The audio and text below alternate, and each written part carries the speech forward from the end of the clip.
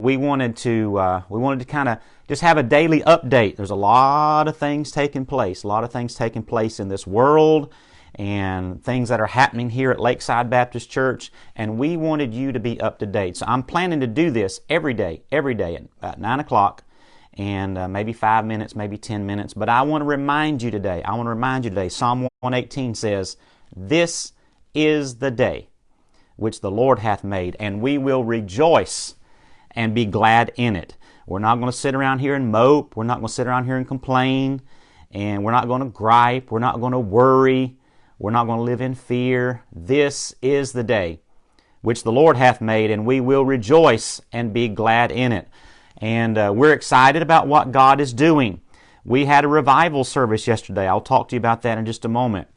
And there are some changes that are taking place, not only in our world, but there are changes that are taking place here at Lakeside Baptist Church. While I'm speaking here this morning in my office here at the church, our church office is open. We're operating. People next door, right behind my window here, is the new building, the new Next Generation Ministry Center. And people are over there working today. They're painting. They're finishing up the installing of the flooring. Some of our men, Brother Tim and Brother Steve Berenson, and a number of people are going to be out here today, and they're going to be working on the irrigation system. And by the way, they could use some help if some of you men are able to come up and help them with shovels today and getting all. So there's a lot of things taking place. We're not quitting. We're not shutting down. We're not doing anything like that. The work goes on. The ministry goes on. And so, but I wanted to bring you up to date with where we're at, because there has been some changes. The first thing I want to let you know this morning, as I told the church last night, Lakeside Baptist Church is not stopping. We're not quitting. We're not canceling. It seems like, the business world, a lot of places are shutting down. A lot of places are altering. That's simply what we're doing. We're simply altering. I want you to understand, Lakeside Baptist Church is still having church. We're still having church. We're simply altering our schedule. And there's going to be some changes for the next 2 weeks. And we're only looking at this thing for about 2 weeks. I want you to know this was not an easy decision on my part. Not an easy decision. It goes against every fiber of my being. And I'm a promoter. And I like to be aggressive when it comes to evangelism and reaching out. So I prayed about it. And I would have never planned to quite do it at the timing that we did. But I feel like this is exactly what the Lord would have us to do. We're not cowering in fear. We're not hunkering down. We're not, we're not drinking the Kool-Aid. I agree with many of you. I believe this is overblown. I believe there's a political aspect to it. We've heard all these doomsday scenarios before. And I agree with you. I think a lot of this is overblown. But we also have to be careful. And I'm trying to be wise. I don't want to be responsible if there's more to it than what we might even think at this point. I don't want to be responsible to help spread what is going around with the coronavirus. And I don't want folks who may be susceptible to getting something. I don't want to be responsible and held responsible for whether it's children or senior adults. So I'm simply trying to be wise. I want you to know, here's what our plan is. A lot of things are I got a message last night on the news, many of you. Chick-fil-A, God's chicken. Chick-fil-A is nationwide. They're still open, but you can't come in and eat in their dining hall. You have to either get it to go or drive through, take out, whatever. And so something's going on. Starbucks, you may or may not like Starbucks, but same thing. You have to get it to go. So a lot of places, it's affecting people in their businesses. It's affecting people in their work. And I know this is going to take it's going to have an economic impact. But number one, we trust God. We trust the Lord. And we're going on.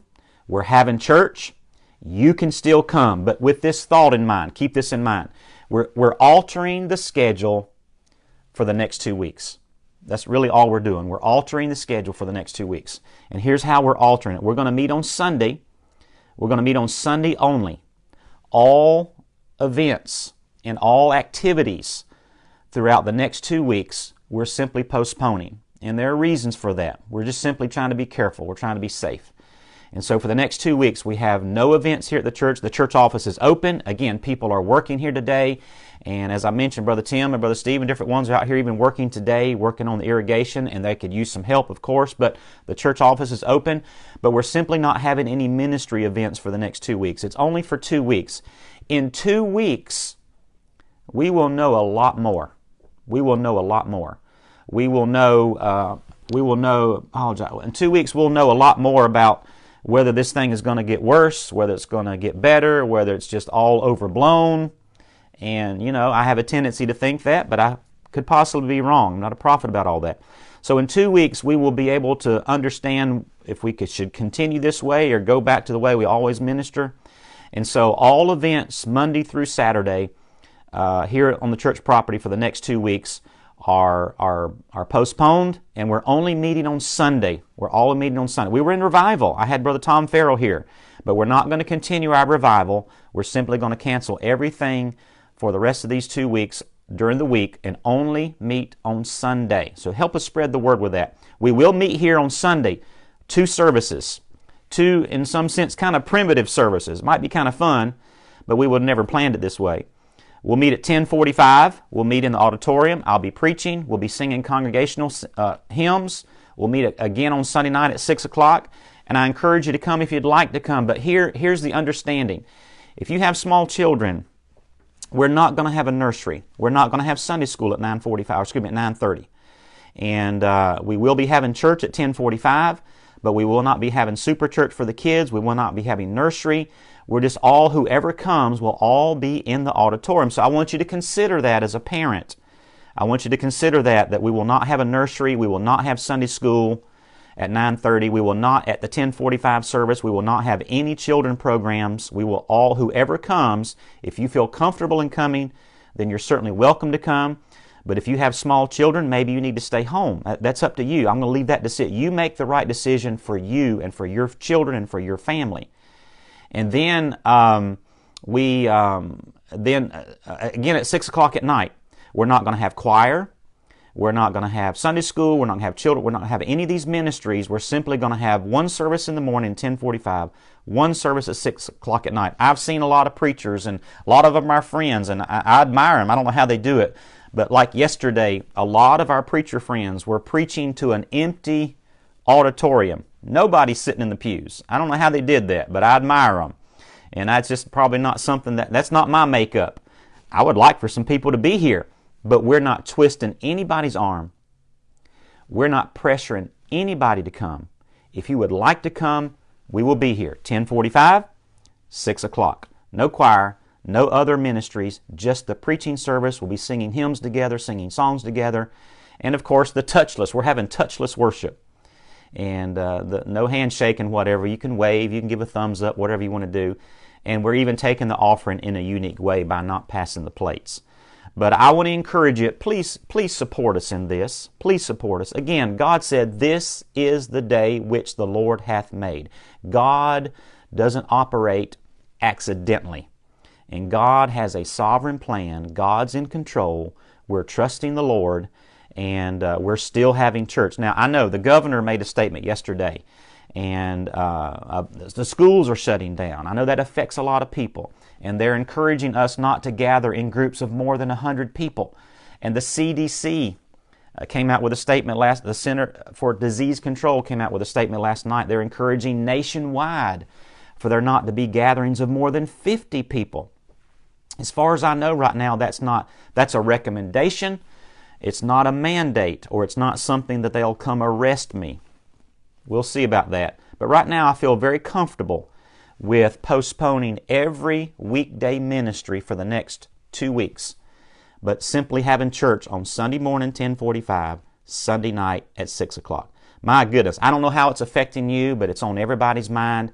My opinion is, my wife and I went out to eat last night after church. The restaurant was full of people. People are going out to eat.